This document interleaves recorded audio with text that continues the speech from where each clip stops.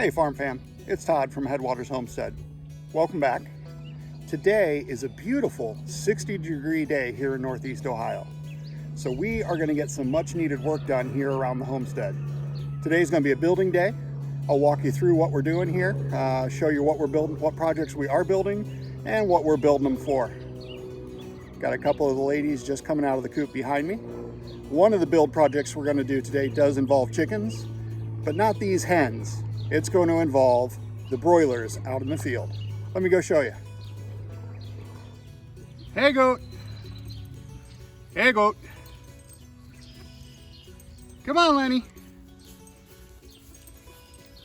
Come on, buddy. There you are. Come on, John.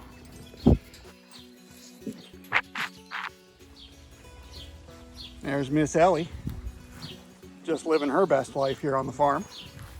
We gotta get this grass mowed, don't we, girl?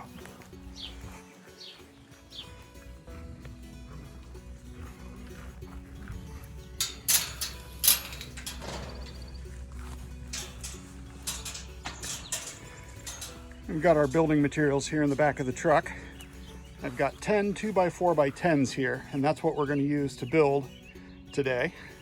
I also, on the way back, scored these old wormy chestnut folding chairs. They are solid wood from a local church here in the area. Found them at a garage sale.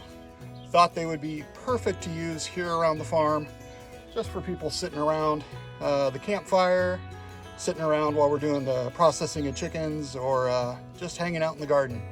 So there are 7 of those there. They're gonna be a nice addition. As we walk down here, you're gonna see that the garden, a lot of it is planted. We still have a lot to go, including the recently tilled in-ground garden. Over here though, we've got our first bed of potatoes. Now this over here was sweet potatoes. However, we had a very hard killing frost. It got down to 32 degrees shortly after Mother's Day. Killed off all the top growth on those. I don't think those slips are gonna come in. So I am gonna go ahead and plant some more potatoes over here. I've got some Katahdins and Kennebecks that I wanna put in. Our asparagus is growing and looking lovely. This is our second year. We've had a few snacks out of this plot as it's grown, but next year these will actually be ready for our harvesting. Got the brassicas in ground over here. Another bed with some peppers, some sweet and some hot. Our spinach beds are planted, including a nice long row here where the Malabar spinach will be. We'll put in a cattle panel for that to climb up and trellis over, leading in over to the big long tomato bed here. This will probably be the last year that we grow tomatoes in the tomato bed, as this will be the 3rd year. We've got some marigolds and some nasturtium growing in here as well. But with 3 years of tomatoes in this bed, we're gonna change it up so the soil can rebuild itself. There's our green stalk with some lettuces growing. A few more options down here. These have been allowed to bolt. We're gonna feed those to the chickens just as extra green matter. Some more brassicas are in.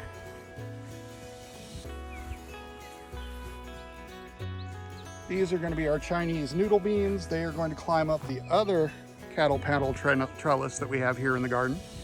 It comes off the big long tomato bed. These are all volunteer sunflowers that are coming up in last year's sunflower bed. The Russian mammoths that grew in here last year reached over 12 foot tall. That was kind of amazing. This little bed over here is where our ground cherries will start coming back up. They did really well here. They're really good at self-propagating, so we'll have more of them. And we've got some more, these are actually tomatillos in this plot over here. Over here, you're gonna find our carrots growing in this small raised bed. There's a couple of volunteers coming up in here. I'm not sure what those are yet. I think those are probably a sunflower variety that got transplanted over. Here's some of our newer beds that are 4x8, so 32 square feet. And then there's the great big in-ground bed. We're gonna do a Three Sisters garden over there, some pumpkins, some more squash. And finally, bringing it around to the end here, here are our pasture-raised broilers. These are our meat birds. There are 25 of them in here. We call these guys the nasty squad because even though we're moving them down the field in the chicken tractor, they leave a lot of waste. They are not as pleasant to raise as the laying hens are. These guys are destined to become food for our table. We might sell a few here as well, but they are living their best life right up until the day that they will be processed. So we move them down the field here. They've always got fresh pasture. They've always got access to feed and water. And this being our first year that we've run them, they're doing quite well. So for these guys today, the first project we are going to build is actually the stand for the poultry cones or the killing cones that we'll use when we process these birds. Let me show you those.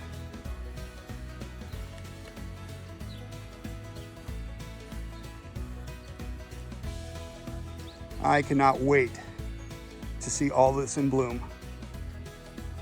I'm glad that we finally can get plants in the ground and that the gardening season has officially begun.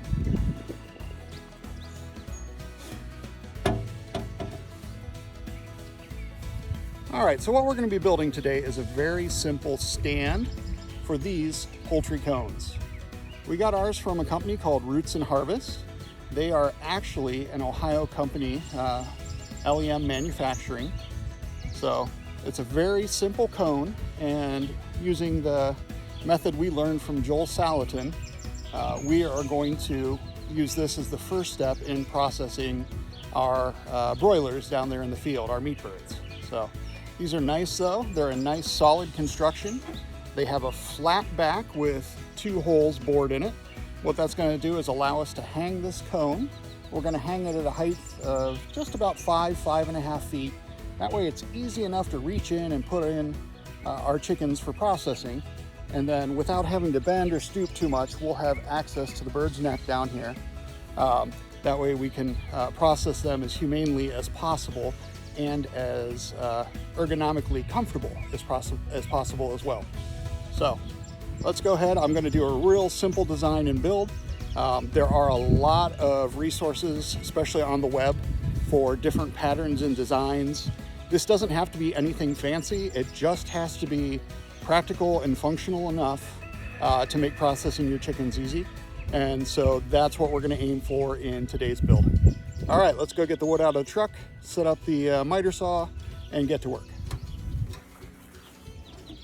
All right, so we've got everything assembled here that we're going to need for today's project.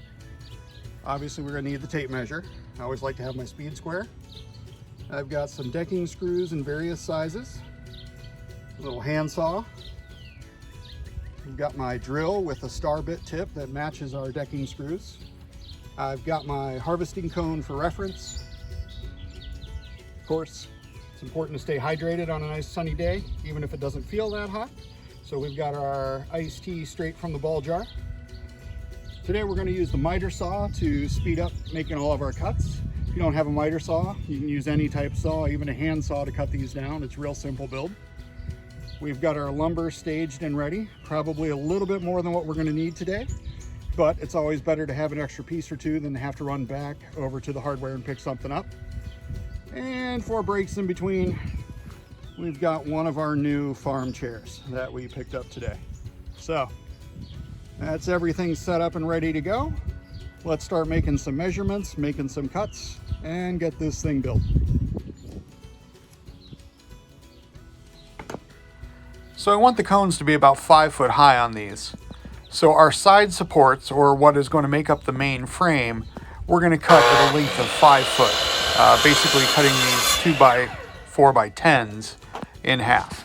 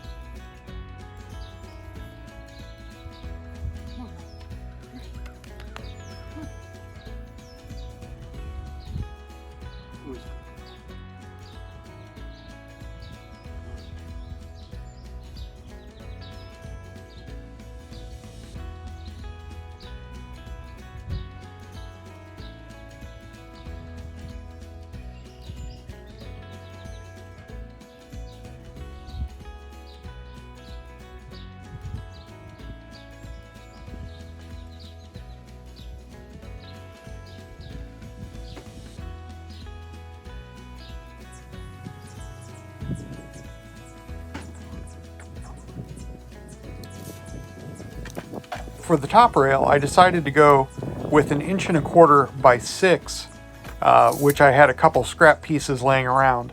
This is going to give me a wider surface to attach the poultry cones to along the top. So I'm going to make 2 of these, one for the front and one for the back. That way we can hang up to 8 cones.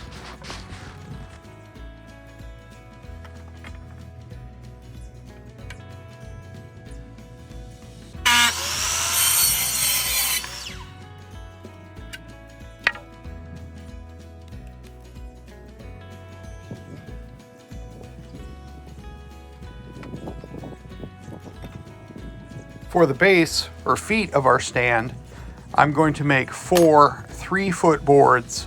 That'll give it enough support to make sure that it doesn't tip forward or backwards, but also be not too large to be in our way when we're working with the cones.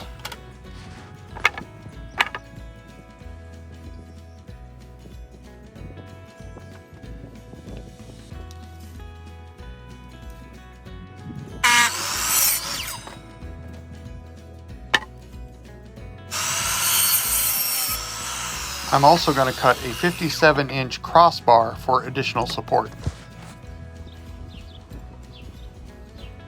Alright, I've got some 3-inch decking screws. This is going to give us plenty to work with on the other side here so that we get drilled nice and deep into the cross support. So it'll be good and solid. What I'm going to do is run these through till I just feel them start to poke out the other side there. That way we can line up our crossbar. Now the top bar that'll go across this and how wide I want these to be is 5 feet apart from each other. So my center cross piece is going to have to be 3 inches shorter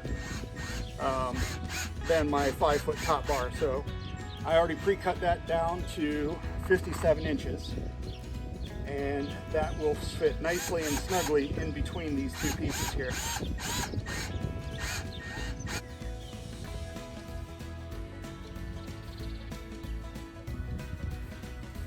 I love working out in the yard on a day like this, but it does deprive me of having access to the workbench, which requires a lot of improvisation.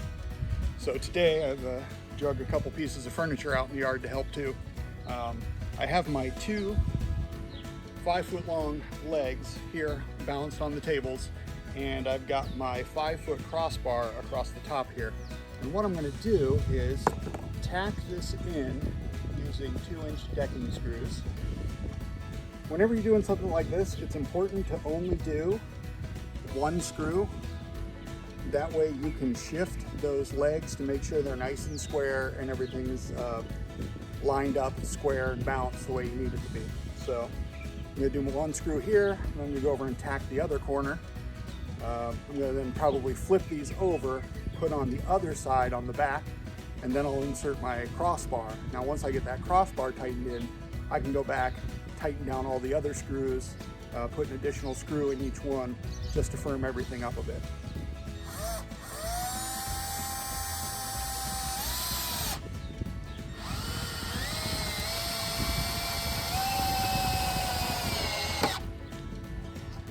There we go, very nice.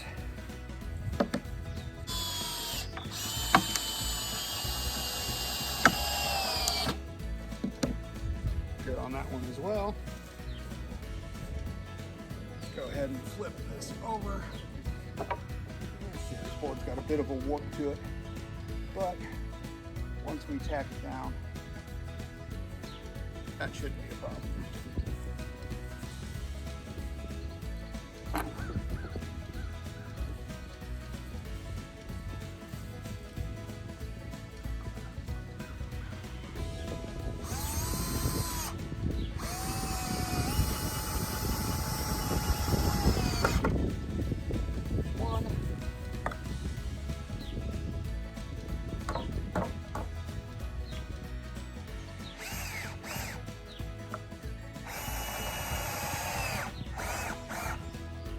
And anchor that down.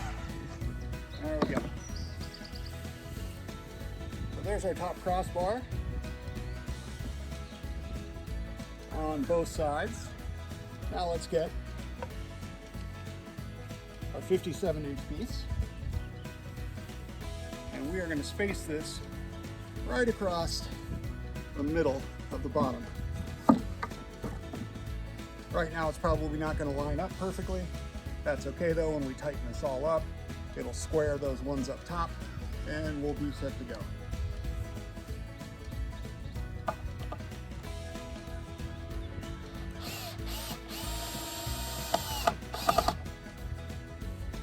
There's one side.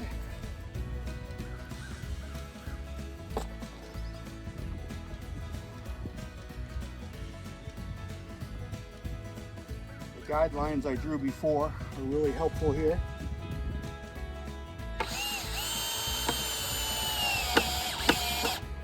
They tell me the height that the screws need to be.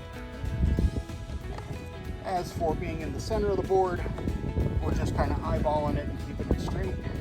This doesn't need to be perfect. It just needs to be straight. And then we're actually going to adjust this to make a 45-degree cut.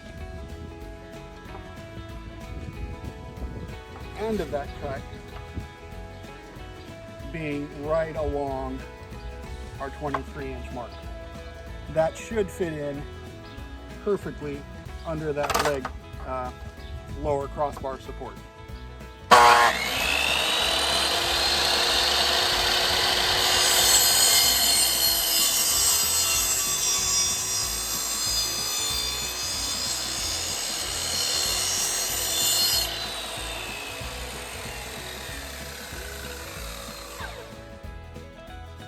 Flip the other side of this because it was originally 5 feet.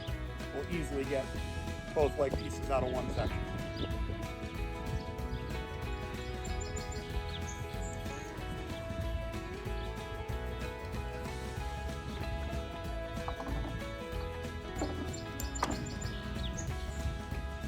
ahead and stand that up.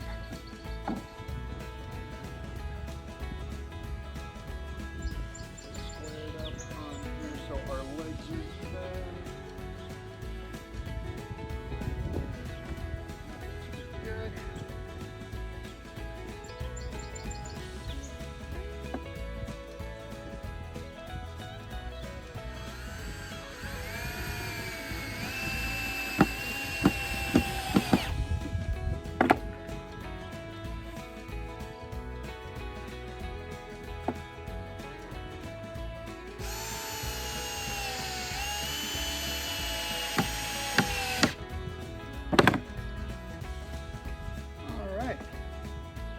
Two-inch decking screw goes through quite nice. It's good and solid, just like a 4x4 on the bottom. That beveled edge gives it a nice finished look.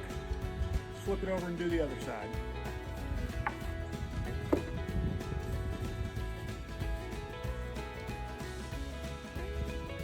All right, now we're gonna add these 3-foot sections to the bottom. These are gonna be the feet of our stand.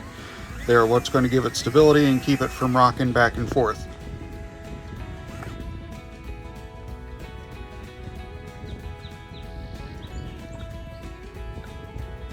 Just tacking these in with 1 screw each, and then we will go ahead and give them a few more screws to make them a little bit more stable.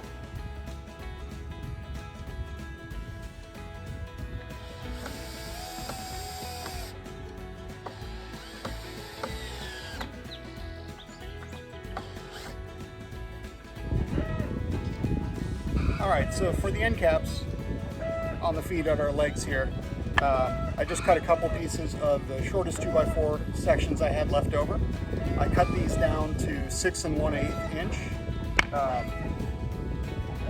Each of these is 1.5 inches wide, so it should only be 6 inches across, but there's a little bit of expansion in between where the boards come together, so that little extra 1/8 of an inch here will compensate for that. But this will square off the feet nice at the bottom here. It'll give it a good finished look. It'll give it some more stability and support. And we're pretty close to being done, where we can set this up and look at where we're going to put the cones. Let's go ahead and get these on.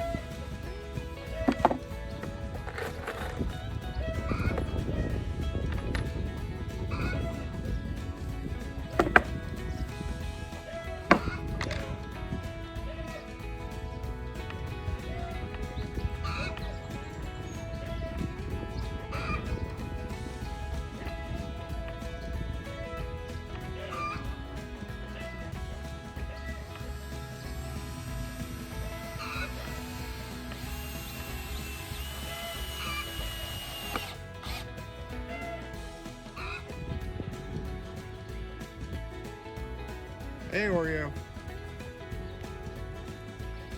There's Francine. They've been coming up here, pecking around, inspecting my work.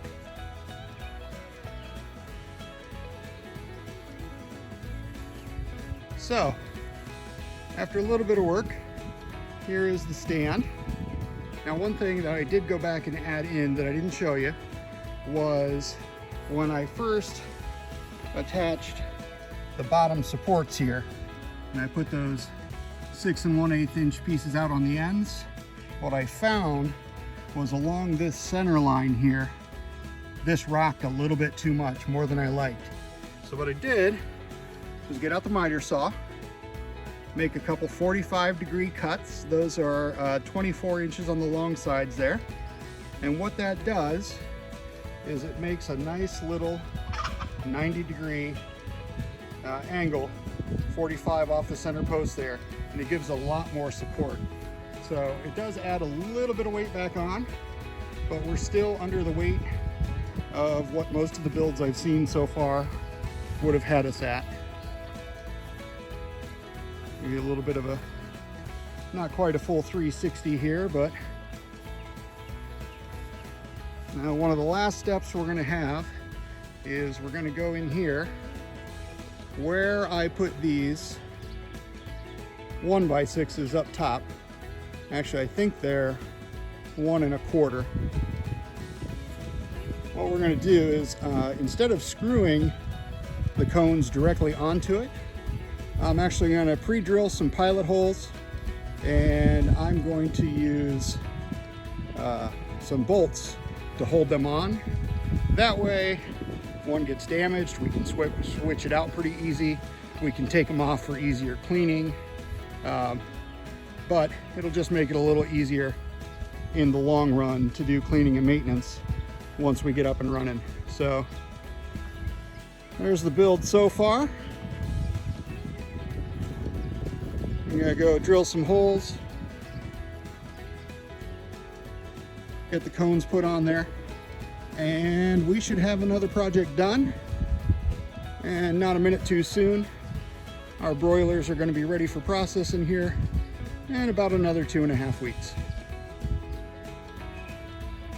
All right, there's the finished product. Kind of happy with the way it turned out. I had a rough idea in my head, had seen some plans drawn up from some different sources, and made a few little modifications as we went along, especially with the crossbar down below and the angled pieces there to make some supports. Also the use of wing nuts so that we can remove these cones whenever we need to.